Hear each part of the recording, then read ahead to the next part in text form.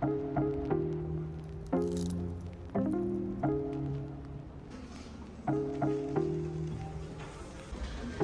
everyone, my name is Corey Siegel, and Japan is such an incredible place. I mean, everything from the food, the culture, the people, the architecture, everything about it is just incredible. So I'm so excited to share with you what I ate for 7 days in Japan. One thing I love about the food in Japan is there's so much variety, and the people that are cooking this food take so much pride in everything that they make. So it's usually seasoned perfectly, executed to the highest level, whether it's something so simple as like a quick soft serve ice cream or something that takes a lot of technique and skill. The amount of variety in restaurants that are around Japan, even just in one area, in a couple blocks, maybe around your hotel or wherever you're staying, there's probably hundreds of restaurants that all serve completely different things, and you couldn't eat at all those places, try all the different foods in a week to a month's time span. Since it was such a long flight, when I landed, I had to get something that was super hearty.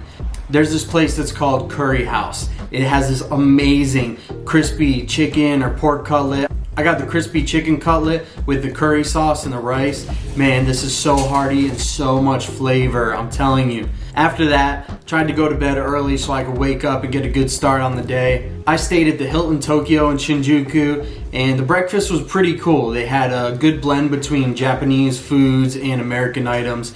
On the buffet, there was a lot of fermented vegetables, soba noodles, udon noodles, different broths, miso soup, and then you had things like fried rice, eggs, dumplings, and your typical breads and little pastries. After breakfast, walked over to Shinjuku train station. Around there is so much to do. My first stop was Verve Coffee.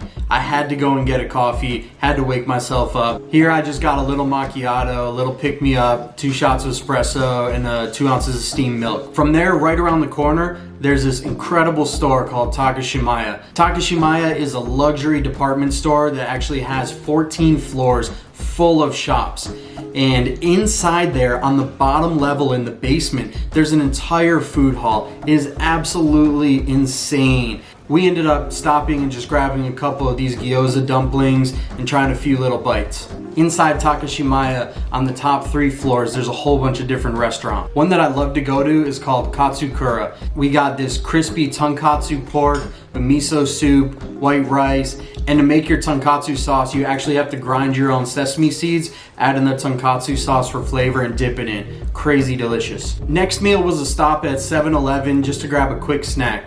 Inside 7-Eleven all over Japan, the food quality is top level. I picked up a salted salmon onigiri rice ball, and sometimes I'll fill my bag with these and walk around all day with them, but this one was really cool. You actually unwrap it, and then the seaweed is protected by the plastic. So when the seaweed hits the rice, it's super crispy, and the rice is cooked perfectly. This was like $1, if that, to have this, and just such a great tasty snack. For dinner that night, we went to Yakitori Alley.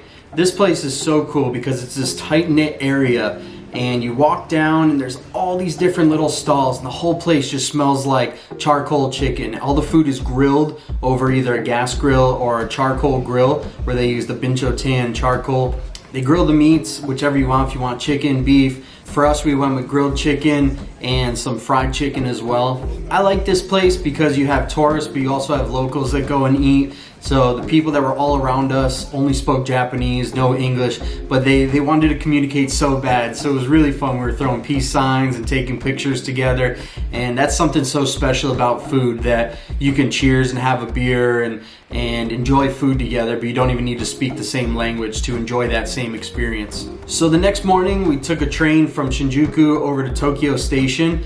And these train stations are insanely busy. You really have to be watching out if you're staying on the left, if you're staying on the right. It changes depending on which region you're in. There's this store where everybody that's traveling on the train stops. This is one of the most popular in the station. And they have what's called ekiben. These are all little pre-made dishes that you can take on the train with you or bring to work. One of the sections is meals that actually heats up. So you just pull this string right here and then wait about 15 minutes, and the meal actually heats itself up through little steam packets on the bottom. This was a little beef and rice dish. Honestly, it wasn't my favorite, but it's still such a fun experience, and it was good, nutritious food. After that, I had to try the katsu sandos. They're little fried pork cutlets with a mustard apple kind of sauce or chutney on top on the super fluffy white bread. I don't know how they get this white bread so fluffy, but the fluffy white bread, the crisp of the pork, the sweetness and the tartness of the apples is just a game changer. While our train was delayed, we found this place that was called Sobaniku Tokyo, and we ordered from a kiosk here. I ordered the hot soba and pork with a raw egg on top. My mom got the soba with the fried chicken on it. The soba noodles were 600 yen, so it was a little over $4 US. Instantly, we paid on the kiosk, our food was ready, and it's standing room only. There's no chairs. You go in and you try to eat it as fast as you can to be respectful to everybody else so they can come in and eat pretty quickly. And it's just an in and out kind of place. And I'm telling you, this was one of the best things that I had on the entire trip. Perfectly seasoned, super flavorful, and everything was executed perfectly. Once we got off the Shinkansen bullet train to Kyoto, we took a couple other trains and made it to the bamboo forest. Over there were all these unexpected food stalls, and my favorite one, the one I had to stop and get, was these fried chicken on a stick. And these things were super tall, really crispy, really tasty. They did have a spicy sauce that they offered, but I opted out of that one. I just wanted something plain. After that, we went back to Kyoto, and I had to get a matcha latte. Matcha is well known in that region, and I was just craving it. So I went to this Gion Coffee, got a matcha, and I tell you what, it woke me up. It was very strong. From there, I had to find this place that I had lunch several years ago when I went. This place is called, and I'm sorry, I'm probably gonna butcher the name, Menkui Kinya. This place has a very simple menu, udon noodles that are handmade there. You can see them in the window, rolling them out, cutting the noodles, a beautiful dashi broth, and then you can order different sides, tempura, vegetables, shrimp. I've dreamed about this place for years. I couldn't wait to come back just to try this, and I didn't even write down the name of the place when I first went. So I was looking it up and I was trying to search, and I finally found it, and I did not regret it. This was just as good as I remember, and I will keep going back every single time. So the next morning, instead of eating breakfast, we got on the train and went down to Osaka. And there's a really cool neighborhood in Osaka called Nipponbashi. In Nipponbashi, there's this great market called Kuruman.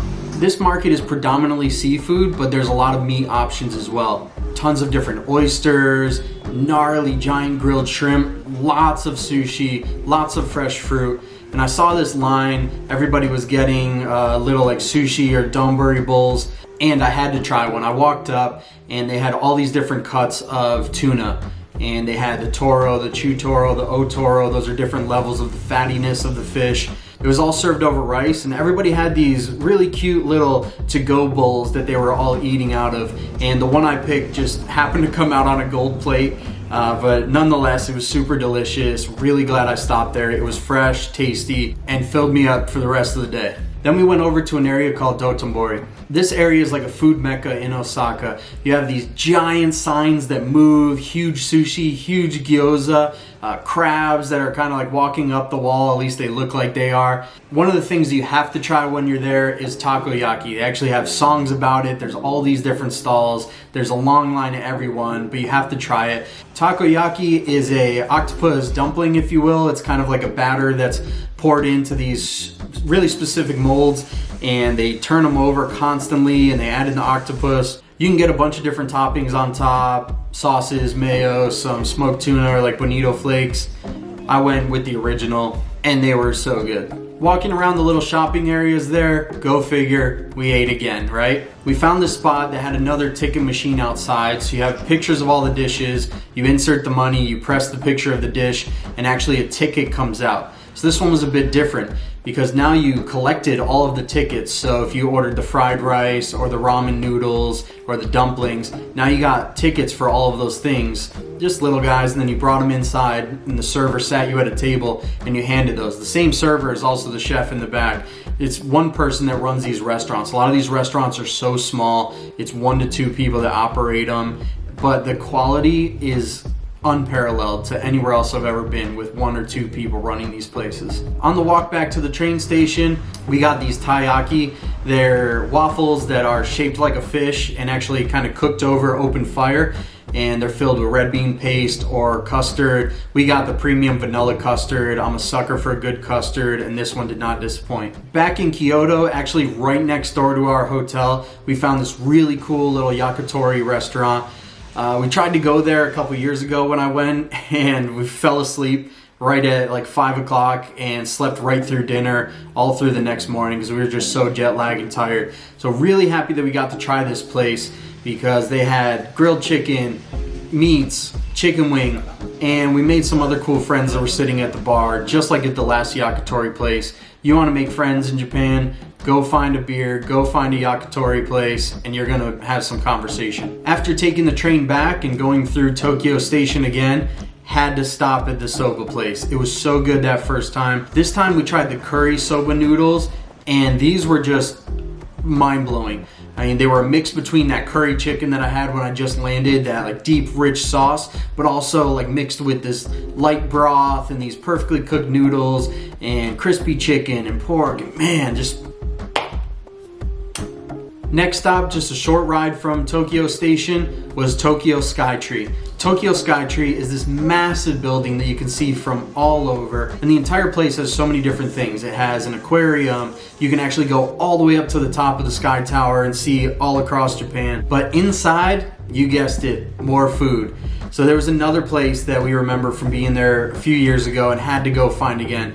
This place had these giant gyoza dumplings. I've never seen anything like it before. And they even say it on the sign, banana-shaped dumplings. So I don't know what we were thinking. We ended up getting 6 of those, 6 of the juicy pork dumplings and some fried rice. We were so full, but we had to stop in the food hall, had to get these pork buns once we saw them. After that, had to finish with some ice cream. There's this place called 63 Degrees C, and they use milk from Hokkaido. This is one of those things that's so simple. It's just a silky ice cream, but you take that first bite and you just kind of close your eyes and you're like, I'm good. This was amazing. Back in Shinjuku for dinner by our hotel, we found this place. We were looking for more grilled chicken. We actually typed in charcoal chicken and found this place. The signs flickering outside. You can see they're burning all the charcoal outside to keep them warm.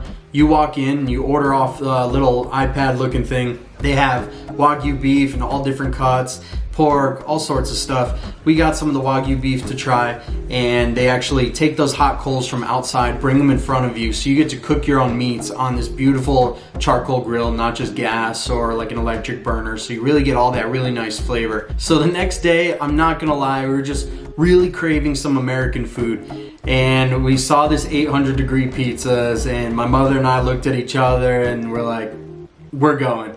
So we went, and they actually had a really cool Wagyu pizza with some arugula and wild mushrooms. Really nice, really nicely done. Kept us full for the majority of the day. Then on the way back to the hotel, stopped in 7-Eleven again, and I found these fruit cups, and they were frozen, and I was so intrigued, so I looked around, and you actually take this frozen fruit cup, you bring it up to a machine, and it makes you a smoothie. So you just scan the barcode, take the lid off, put it inside, shut the door, fills up with hot water and then soy milk, and blends it to a perfect smoothie that you can take along with you. And last but not least, before heading to the airport, back in Takashimaya, there was a Din Tai Fung, and we just had to get a bunch more dumplings so we could leave nice and full. If you enjoyed this video and want to see more, please hit subscribe down below. Leave me a comment. If you have any questions, drop a comment below and I'll be sure to answer. Thanks, y'all.